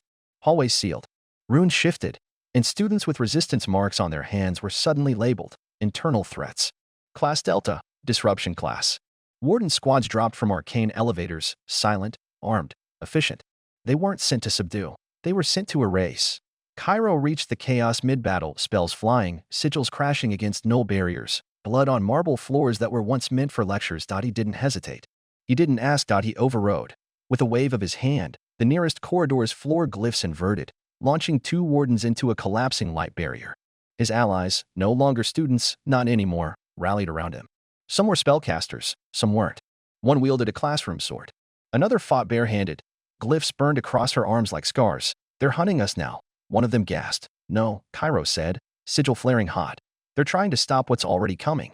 He raised his hand, and for the first time, the first bearer's glyph unfolded from his palm. Behind him, the wall split open, revealing the hidden path to the core sanctum. The hidden tunnel wasn't on any map. It was carved in silence, behind lecture halls, beneath the punishment chambers. Between the cracks of Gravenveil's design, Kairo moved quickly, 6 allies at his back. One carried a flame-wrapped sigil scroll. Another had no powers, just a name tattooed in the root script, which Kairo swore they'd rewrite. Above them, the academy rumbled. Not from battle, from adjustment. We shouldn't be this deep, whispered one of them. I studied this place. These corridors aren't even in the arcane grid. That's because they weren't made for students, Kairo replied. They were made for corrections. They reached the outer sanctum seal, a stone vault layered in 7 shifting glyphs. The first bearer's sigil flared. The glyphs peeled away like bark. The door creaked open. And what stood on the other side was not a warden, not a student, not even human. It was an archivist, twice Kairo's height, wrapped in silver roots, stitched in null script, face hidden beneath a lattice of glowing seals. It didn't ask questions. It detected deviance and moved. The hallway behind them sealed shut. The archivist stepped forward. Origin signature detected. Rewriting priority engaged. The archivist moved like a ritual made of metal and memory. Every step rearranged the floor glyphs, flipping from passive to lethal. Walls pulsed with null scripts. The air turned sharp. Kairo stood his ground. Behind him, his squad fanned out, spellcasters lighting up with rune circles, a kinetic user bracing, a glyph weaver already pulling light out of stone. Don't hold back, Kairo said. It's not alive enough to care. The archivist raised one hand. Origin bearer unstable. Initiate overwrite. A beam of white-blue magic burst forward, a stream of compressed codelace meant to rip the sigil right out of Kairo's soul. He didn't block it. He rewrote it. His palm flared red, and the beam fractured mid-air, redirected into a glyph burst that fried the nearest containment panel. The battle exploded. Kairo launched forward faster than before, slamming his hand into the archivist's chest plate and etching a burning red sigil into the silver plating. The machine staggered for half a second. Then its arms split into tendrils, wrapping around Kairo's allies. Siphoning energy. One went down, screaming, their sigil drained and inverted. We can't beat it head-on. One shouted. We don't have to, Kairo growled. We just have to disobey the pattern long enough to overload it. He raised both hands and his upgraded sigil bloomed. The archivist lunged. It didn't swing. It executed every movement encoded with purpose, each strike part of a pre-written outcome. Kairo moved the opposite way. Not evasive. Wrong. He stepped where no counter should have been. Let a blow glance off instead of parrying. Twisted a spell midcast into something useless, then made it dangerous. He's glitching it. One of his allies whispered. No, said the glyph weaver. He's lying to it. With his actions. Around them, the tunnel warped. The archivist's glow dimmed, not from damage, but confusion. It recalculated, and failed. Pattern deviation exceeds threshold. Contradiction cascade. Kairo struck, not with a weapon, with a glyph. He slammed his hand onto the floor, his sigil blooming outward into a pulse of raw contradiction. Ancient glyphs, first bearer fragments, malformed commands written in defiance of logic. The archivist froze mid-attack. Its limbs shuddered. Its faceplate flickered. Then system integrity, unsustainable. And with a single blink of red light, the archivist collapsed, body folding into itself, limbs vanishing into runes that evaporated midair like forgotten data. Silence. Then air. Real air. You didn't kill it, one ally said. Didn't have to, Kairo replied. I just reminded it I wasn't in its script. Ahead, the door to the core sanctum opened. The door didn't swing open. It peeled, layer by layer, like a glyph unwinding itself from a lie. Kairo stepped through the light with his allies behind him, slower now. The archivist was gone, but its presence lingered, like static in the lungs. The core sanctum was circular, wider than expected, empty at first glance. No throne, no console, just air, glowing faintly with suspended runes, ancient, slow-moving, like stars in orbit, and in the center a cage, small, not for people, for a heart. Suspended inside was a mass of tangled root veins, pulsing gently the size of a child's skull, wrapped in light and black iron. Not magical, not divine. Biological. It pulsed again, and Kairo felt it in his teeth. That's it, one of his allies asked. No, Kairo said. That's the root's anchor. He stepped forward. The air thickened. The light spoke, not in voice, but presence. You've reached the center. Now give me back what you stole. Kairo's sigil flared. The red lines curled into new shapes, no longer borrowed. Hiss. You didn't give it to me, he said. I ripped it from your story. The cage vibrated, and somewhere beneath them the root began to rise. The cage shattered, not with noise, with absence. The air collapsed inward, dragging light, runes, and oxygen into the center of the chamber. Kairo staggered back, arm raised, sigil flaring as the protective glyphs around his team strained to hold. What did you do? Someone gasped.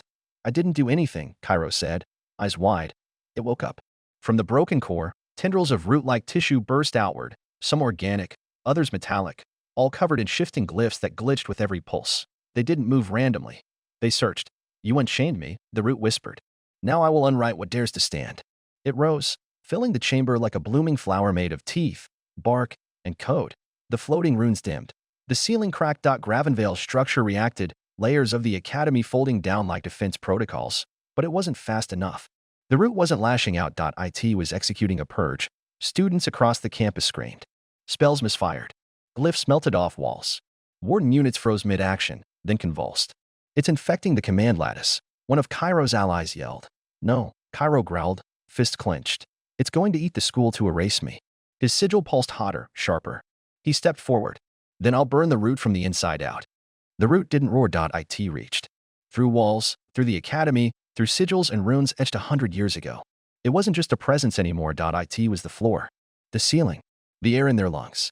Kairo stepped forward. His allies stayed behind by his order. You can't fight this, he told them, but you can keep the structure from collapsing. And now, they were trying. Dozens of students turned resistors, ran emergency stabilizers. A glyph weaver overloaded defensive seals to isolate sections of the academy. One teleporter looped failing corridors to buy time. If he dies, said one, the whole lattice burns. If he wins, someone else muttered, we might still be too late. Inside the core chamber, Kairo stood alone. The root formed a shape, vaguely humanoid, built from tangled sigil veins and red-black light. It faced him. You shouldn't exist. Kairo raised his arm. His glyph flared, not just the sigil he wore, but the new ones he wrote himself. Then rewrite me. The chamber formed a circle of light, a glyph dual ring, born from the root's own challenge. No swords. No spells. Just one mind against another. The floor lit up. The first glyph appeared, and the duel began. The ring glowed. The root moved first, launching a cascading chain of glyphs across the floor. Not spells, commands, contain, strip, overwrite, nullify, silence. Each one aimed to reduce Kairo back to what he was meant to be, a vessel, a shell, a tool. Kairo dodged none of it. Instead, he answered, deny, reshape, break sequence. His glyphs didn't block the roots, they reprogrammed them mid-flight, hijacking intention into contradiction. The floor cracked, not from damage, from uncertainty. You can't win, the root spat. You're an accident, a deviation. Kairo's sigil flared. He carved a single glyph into the air. Become. It pulsed outward, and everything the root had built, all the filters, the chains, the rewriting code, began to fracture. Kairo wasn't surviving the system. He was infecting it with freedom. The root lunged. Not physical, Pure code. Kairo let it strike. And as it entered his mind as memory, it found noise, emotion, rage, compassion, choice. And in the middle of it all, himself. I'm not your mistake. I'm your ending. The glyph duel collapsed. Light exploded. When it cleared, the root was gone. And Kairo stood alone in the circle of burning ruins. Behind him, the sigils that had once marked every student on campus? Gone. Gravenveil was no longer a forge. It was free. The light took time to fade. When it did, Kairo stood alone in a crater of scorched glyphs. No root.no dual ring. Just stone, cracked and still glowing, as if trying to remember what had just happened. Above him, Gravenveil trembled, not collapsing, just different. The glyph lattice that once whispered control had gone silent. His allies found him first, burned, bruised, but alive. It's over, someone said. Kairo shook his head. No. It's just ours now. Without the root, the Academy no longer guided movement, assigned roles, or corrected disobedience. Hallways stopped shifting. Doors stayed open. For the first time in anyone's memory, Gravenveil felt like a place, not a machine. But with the root gone, something else began to surface. Secrets. Old chambers the root had hidden. GLYPH records purged mid-centuries, and students, forgotten ones, emerging from stasis cells deep below. Some were awake. Some weren't. Some had been changed. Kairo looked out over the Academy's central spire, half-ruined, but free. The question wasn't how to destroy Gravenveil. It was how to build something better from what was left. They started gathering in the shattered atrium. First, it was just his team. Then others, survivors from the battle, students pulled from stasis, instructors who hadn't joined the root side but hadn't fought it either. Some bowed, some saluted, some just stared. We need a new lattice, said one girl. A glyph weaver with a cracked spell wheel still strapped to her arm. Something to hold us together before this place tears itself apart. We need leadership, someone else added. And no one else made it to the core but you. Kairo looked at them. All different ages, backgrounds, scars. They weren't a student body anymore. They were scattered people without a system. And they were waiting for him to become one. I didn't free this place to replace the cage, he said. But I'm not walking away from it either. That night, he didn't sleep. He walked Gravenveil's halls. The dead ones, the hidden ones. Watching magic flicker aimlessly through the broken grid. No instructions. No commands. Just raw power. Waiting. And in its reflection, he saw a truth he didn't want. They weren't following him because he was right. They were following him because he was first. By morning, the Academy had color again. Not banners, magic. Different glyph groups had begun gathering in courtyards, lecture halls, broken dorms. They weren't waiting for orders. They were making plans. This place needs structure, one voice said. We need protocols, hierarchy, maybe not the root, but something like it. No, another countered. What we need is open access. Shared glyph work. No more testing. No more culling. Kairo stood on a ledge above the southern archive, listening. Below him, two groups were already forming. One rebuilding the glyph lattice, piece by piece. The other wiping it clean with cleansing sigils. Neither had asked for permission. Neither wanted to fight. But they were getting louder. We're not meant to govern this place, said Rieland, one of his closest allies. We're just the ones who burned it down. Kairo nodded slowly, and fire doesn't get to decide what comes next. But the truth pressed in. If he didn't intervene, someone else would. Someone who remembered the root's order and wanted to wear it like armor. They found him in the old observatory. No banners. No demands. Just 4 students, quiet, focused, hands stained with ink and sigil fragments that didn't belong to any known school. We're not with the rebuilders, the tallest one said. And we're not with the erasers either. Kairo didn't speak. He waited. We think the glyph work is still alive. The room fell still, not the root. Another added quickly.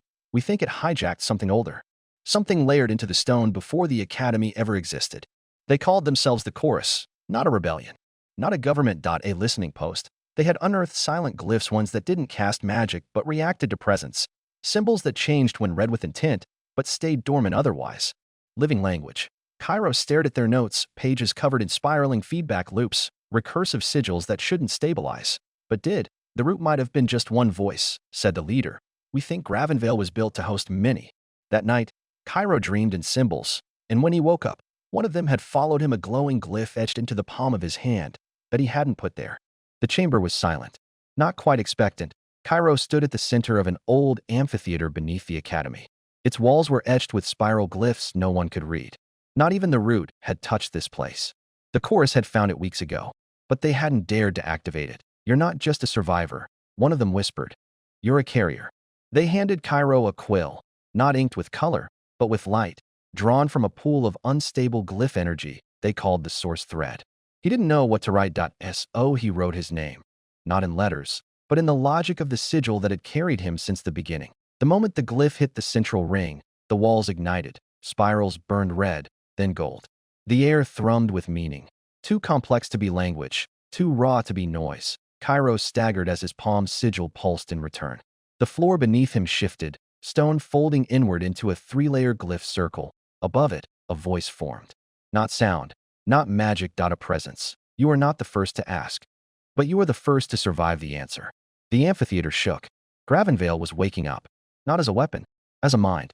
The glyph circle pulsed like a heart, not red, not blue, colorless, pure light, folding symbols into themselves faster than the eye could follow. Kairo stood at its edge, the sigil on his palm burning, not with pain, but with recognition. The chorus backed away. Silent, reverent. The glyphs weren't just reacting now. They were choosing him.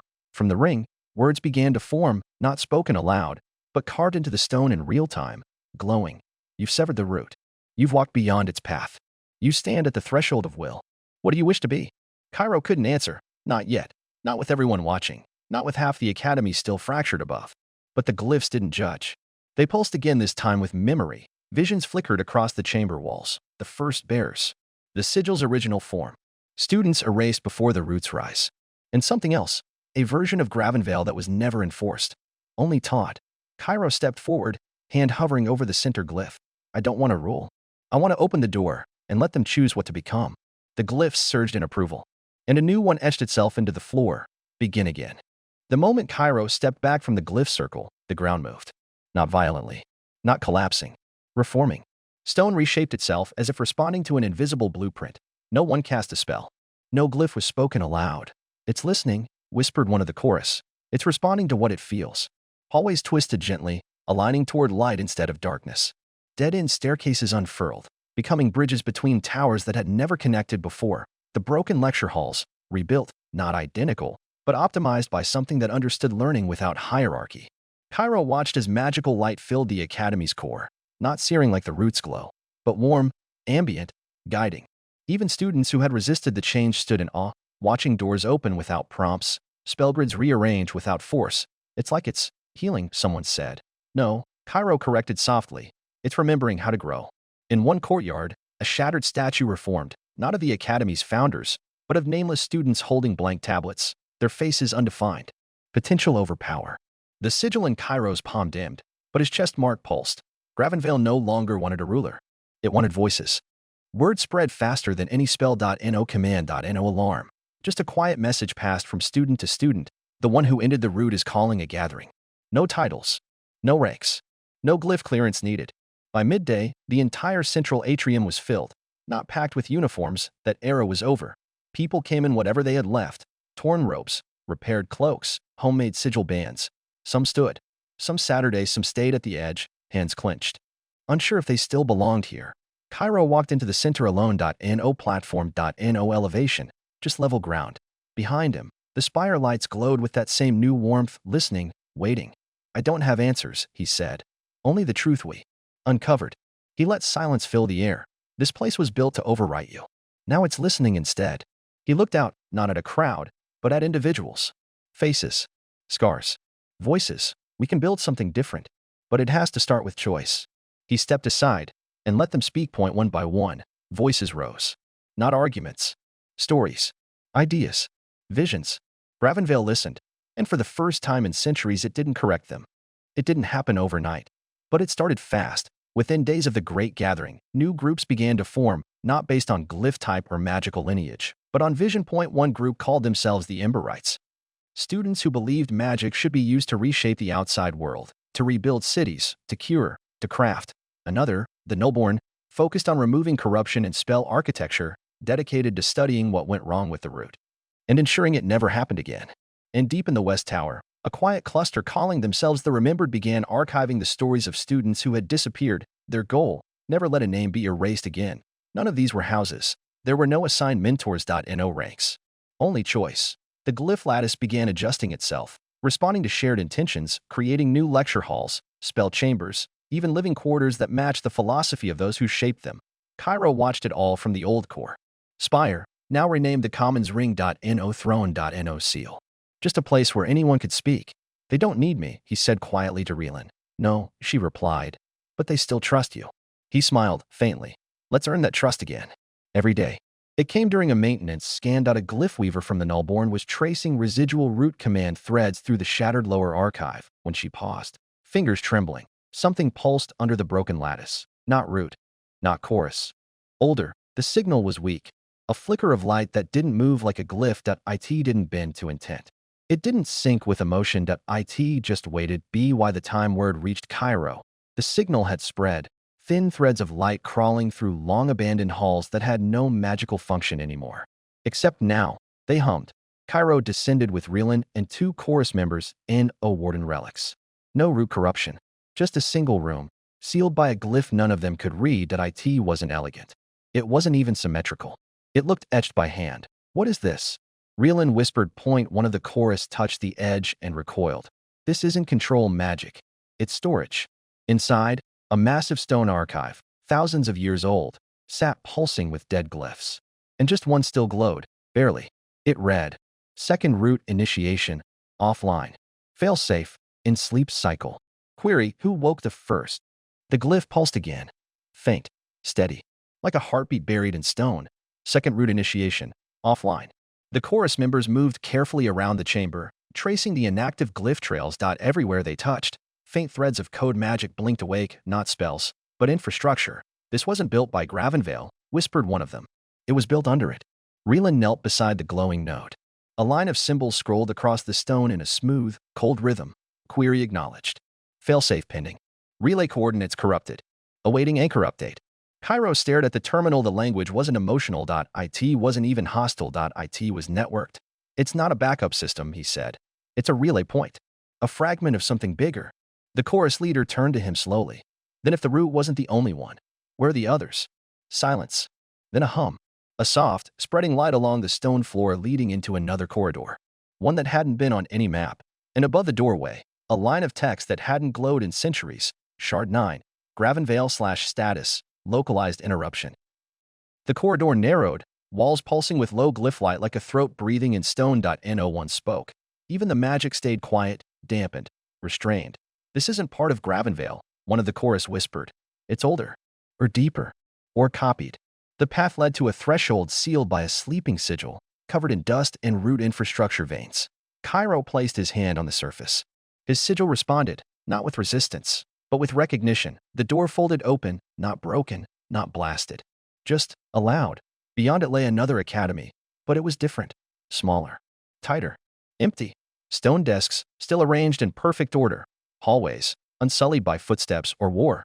Glyphs that glowed faintly, but didn't respond. Everything was preserved, not maintained. Frozen. It's like they just stopped. Relan said. No signs of battle. No signs of life.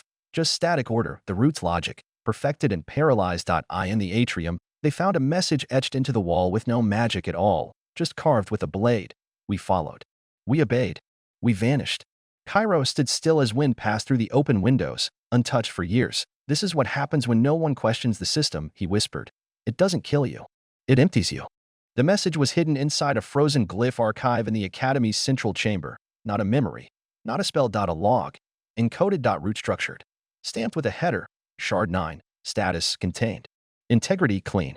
Error report. Gravenveil core disturbance. Relan and 2 chorus members worked silently, unraveling the archive's encryption.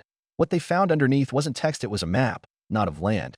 Not of ley lines. A map of linked sites, magical academies across distant regions, all labeled by shard number. Shard 9, Gravenveil. Shard 3, status unknown. Shard 4, active. Shard 1, locked. Shard 7, signal lost. These are other schools? Relan asked. Built like Gravenveil? No, Kairo said slowly. Built to be part of it. Each shard had logs, echo reports, and root layered command threads. The root hadn't ruled just Gravenveil. It had distributed itself. And some shards still pulsed green. Shard 4 is online, one of the chorus confirmed, and broadcasting. Constantly. Kairo stared at the screen. Not fear, resolve.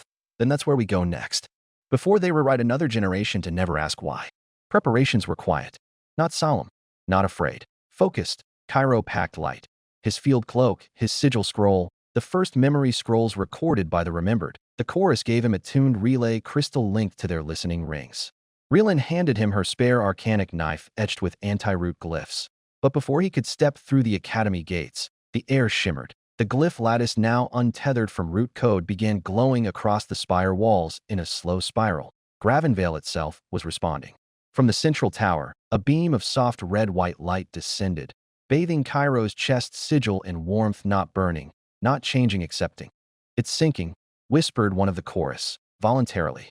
A new ring formed around his chest, glyph elegant, incomplete, layered like a spell still writing itself. It pulsed once, then etched itself into his skin. "What is it?" Rielan asked. Kairo looked down. The glyph wasn't for power, it wasn't for control, it was for remembrance. "It's not a weapon," he said. "It's a message. This one remembers what freedom cost." As he turned toward the path that would lead to Shard 4, the wind caught his cloak. Gravenveil watched him go, not as a master, but as a voice in the dark. It looked like peace. Wide marble walkways, glowing glyph lamps blooming like flowers. Students in matching robes walking in perfect rhythm across an academy 3 times the size of Gravenveil. Everything moved, on time. No one ran. No one whispered. No one looked up. Kairo stepped into Shard 4 through an unsealed transit ring at the city's edge. No alarms, no wards. Just a gate that opened. Because he was expected. Identity. 4 and Sigil detected, echoed a calm voice inside his mind. Observation protocol, passive. "They're not attacking me," he muttered. "They're recording me." He passed through perfectly clean halls. Magical lights brightened as he neared. Classrooms were full, quiet, eyes forward. Every glyph was cast identically. Every spell responded before it was requested. He felt it almost immediately. There were no individuals here. Only compliance in human shape. He paused in the central square, where a massive root pillar still stood, pristine, unbroken, glowing with the original lattice.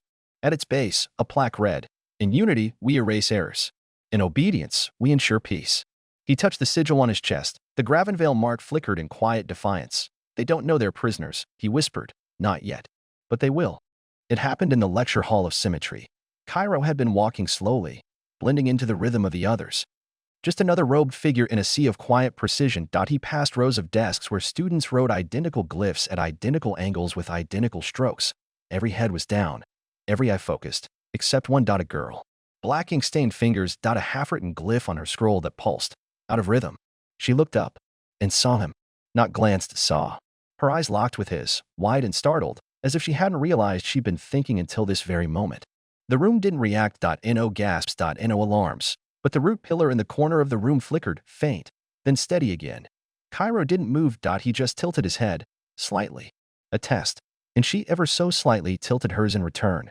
She's awake, he thought. But she doesn't know what that means yet. A voice echoed from the wall. Deviation detected. Redirecting cognitive drift. The girl blinked once. Then her hand moved, not to finish her glyph, but to cross it out. She looked down again. "No," Kairo whispered. "Don't go back under." "Not now." The next morning, Kairo returned to the lecture hall of symmetry. Same rows. Same pacing. Same silence wrapped in compliance. But this time, as the instructor, a spectral root projection, began outlining the structure of harmonic sigil casting, Kairo stood at the edge of the chalkboard. He didn't speak. He didn't ask. He just raised a piece of glyph-inked chalk and drew one line.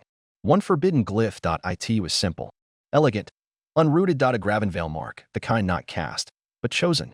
The instructor paused for 0.6 seconds, then resumed the lecture without mention. But it was too late. They'd seen it. The students didn't flinch. Didn't whisper. Didn't even look directly. But Kairo watched the subtle shifts, a hand hesitating mid-ink. A glance just past the mark, then quickly down. That same girl, the one from before, blinking faster than natural. Her foot tapped once beneath the desk. Later, after class, Kairo returned. The glyph was gone. Erased. Clean. But in the back row, on the corner of one desk, a crude, pencil-drawn version of the same symbol. Faint. Hidden. But not gone. Someone had remembered. And that meant Shard 4 wasn't asleep. Not completely. Kairo found the perfect place, an unused courtyard between 2 meditation chambers, clean, symmetrical, but rarely passed through. No surveillance glyphs. No root relay. Just open stone, moss, and silence. He waited until dusk, when the courtyards dimmed and the campus softened under uniform twilight. Then, using a small shard of crystal chalk, he drew the Gravenveil spiral, hidden in a cracked stone bench. A memory glyph, etched behind a decorative lantern. And finally, a single word in root. Glyphic. One the system would register as noise, but that meant everything to those half awake. Why? He left. No ceremony. No audience. Just quiet defiance, seated like sparks. The next morning, the marks were gone, erased with precision.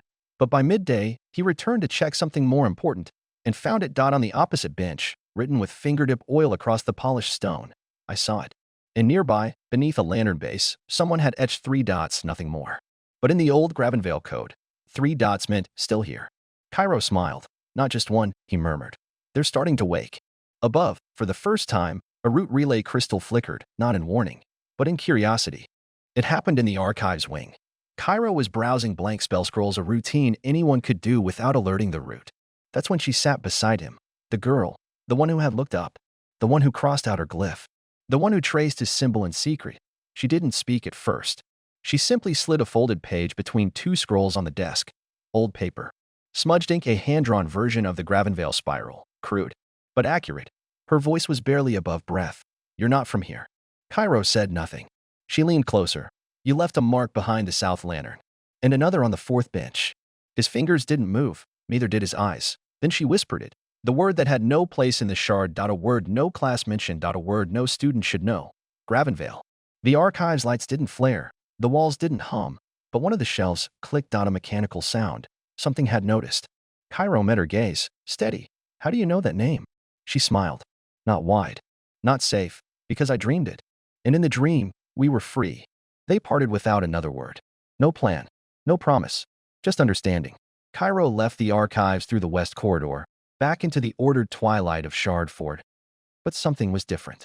The glyph lamps that had always burned with cold blue precision now flickered, not in error. In rhythm. Like a pulse. He turned a corner and stopped. The root pillar at the center of campus had changed.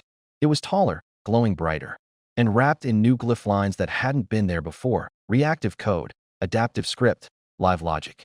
It's not just watching anymore, Kairo whispered. It's rewriting. A ripple passed through the air, not wind, not magic. A command echo. Students turned their heads in perfect sync. Not at him. At nothing. As if the system had signaled something, and they obeyed without knowing why. At the far end of the square, another root sentinel activated, eyes glowing for the first time in weeks. Its head tilted, scanning.